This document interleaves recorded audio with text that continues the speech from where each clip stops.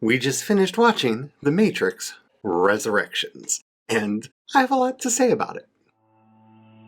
I have something to say. Hello, my name is Charlie, and welcome back to my channel. I am a non-binary sci-fi fantasy writer, very heavily on the fantasy lately, and a huge Matrix fan. And we just finished watching the new movie.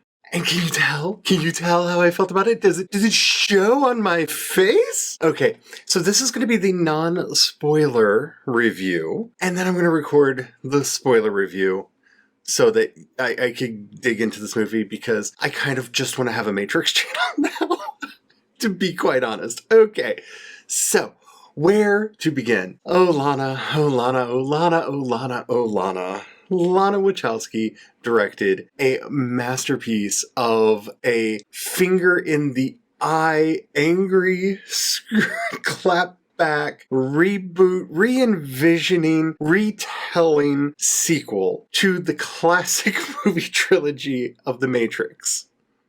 I don't know how else to put it. This movie does what Matrix sequels have always done, and that's retold the core story at the heart of The Matrix and found a way to deepen the lore, deepen the world in which it happens, and dig deeper into the ideas that are present throughout the entire series. What is the Matrix? What is control? What is choice? Is there such a thing as free will? And this movie does not disappoint on any of those topics, and one of the reasons why I said I kind of want to just do a Matrix channel now is you could do an hour-long video on probably every 1 to 3 minutes of this film, because there's so much in there. And it's gorgeous. It's beautiful. This movie could not have happened if it was not for Sense8.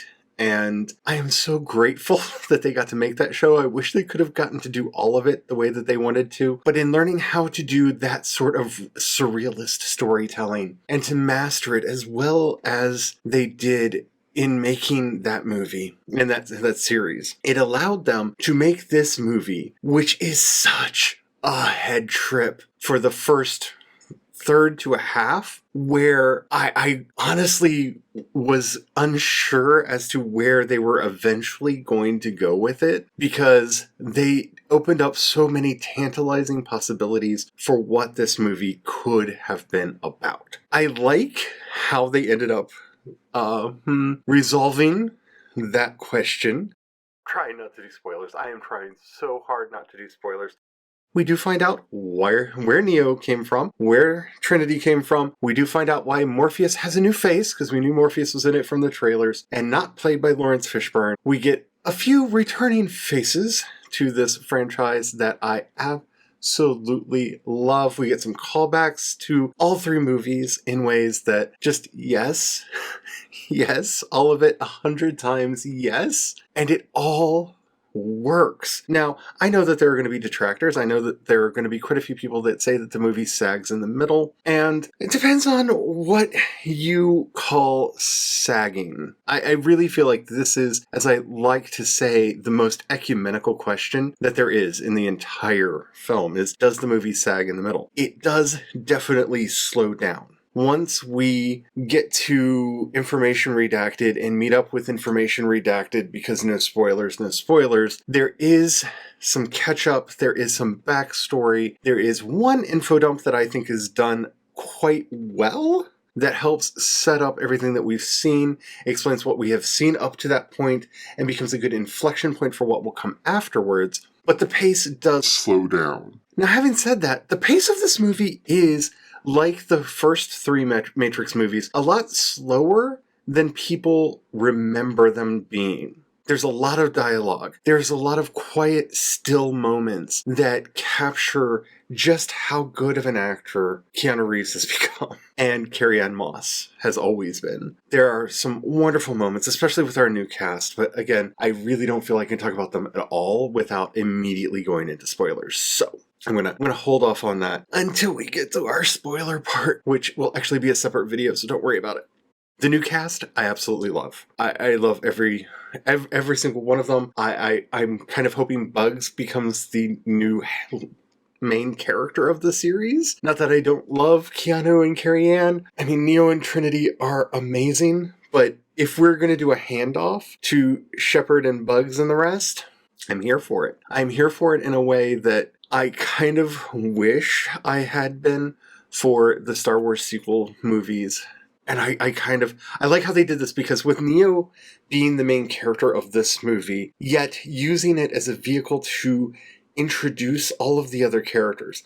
I like the new Morpheus. I like Bugs is such a good character. I'm really curious what they can do with several of the others as well. And I want more from them. I do. And this could be the launch of a longer film franchise if that's the way they want to go with it. Honestly, I think it would work better, especially on HBO as a TV series, because I really want to get to know these characters and this world, and everything that they have set up is so fascinating to watch. Like, visually, the movie is stunning, but the way the characters interact with each other and the questions that this story brings up, for anybody who thought Westworld tackled these questions at all, and I really did not like the predictability of that series at all, because it really worked against its narrative in so many ways. It was just boring because you knew every action that was going to happen episodes before. I mean, you can't set up your ending that well in the first episode. I mean, you just anyway,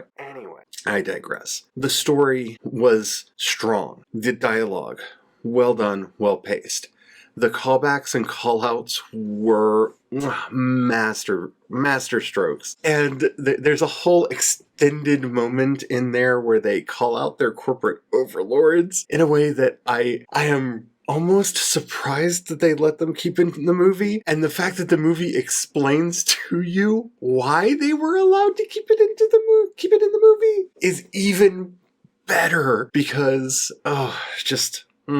so much. So much. It tackles everything that has not only gone on in the films before, but the legacy of the movies and the misuse and misappropriation of terms like red pilling and all of that.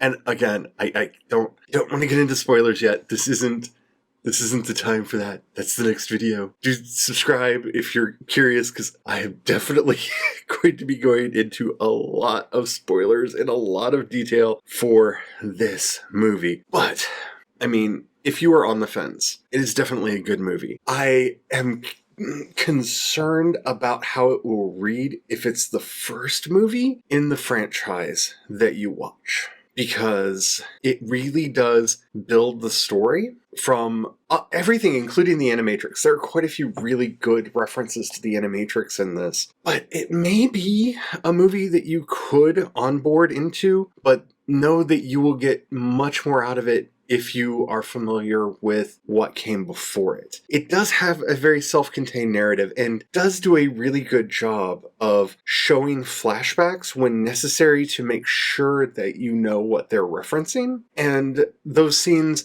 they will not have the resonance that they do for somebody who is familiar with exactly what's going on in those scenes, but they do work hard to onboard new people. I've watched the Matrix movies so many times. I really have a hard time trying to shut that information out of my mind in a way that I can tell you, oh, I think this is how somebody who's never seen the Matrix. I really don't know how somebody who hasn't seen the movies prior to it would react to it. So I am curious, if this was your first Matrix movie, what did you think? How did that affect your viewing of it? Please let me know down in the comments. I think that would be fascinating to know, because there's so many callbacks and so many references, and it is really like the previous two sequels, it is a commentary on what came before it and the reaction to what came before it. And that's something that's very special about the Matrix movies, is that they continuously do this, where they go back to what came before and really play with it and examine what came from that work and how it affected the world, and also how they either got things right or wrong, or needed to change things or update things or expand on things that they didn't get to really talk about before. And this movie does such a good job of that. I am curious how that works for somebody who's never seen any of the movies before.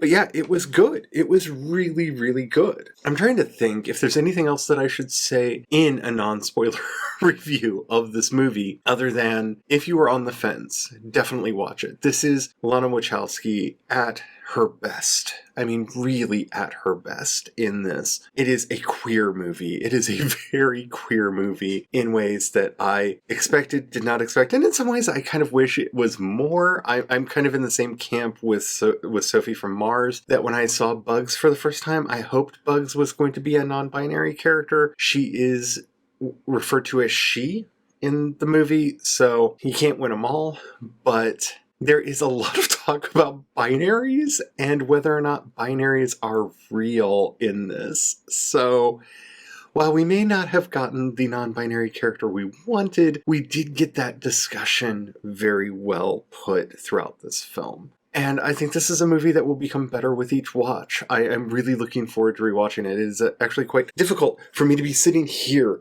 in my office recording this video right now and not out there rewatching the movie again immediately, because that was my initial reaction is, I want to watch this again. I want to watch it again. And my hubby had the same reaction to it. He immediately wanted to watch it again because it was so good. Now, one last non-spoilery thing just to mention. There is a brief end credits scene that is precious. I don't know that it is necessary for you to have seen it. It's literally at the very end of the credits. So you can fast forward through to the very end of the credits and see it. But I'm glad I found it. I'm glad I watched it. I'm glad that I saw that it was there. It brought the smile on. It is a beautiful cherry on top of this movie. And I'm glad that it was there. So if you do watch it, fast forward to the end of the credits, or if you are one of the few people that will go see this in the theaters because, plague, then definitely wait till the end because it's cute, it's worth it, it is wonderful. I think, that's a spoiler. So I don't think I can say anything more in this video other than watch it. It is great. It is wonderful. I am definitely going to be talking a lot more in the spoiler review. I don't know how long there's going to be between my spoiler-free and my spoiler review coming out because I'm going to record them both right now, and we will see how long it takes for me to release both of them, because knowing me, I'm going to want to release them back to back, but there probably should be space. So anyway, subscribe to the channel if you're not already subscribed so that you get the spoiler-filled review of Matrix Resurrections. So good. So worth it. I have been let down by so many things in the last several years. I am overjoyed that Lana Wachowski did not let me down. I didn't think she would, but my faith was rewarded that this was going to be as good a movie as it was. So there we go. That's the Matrix. Resurrections.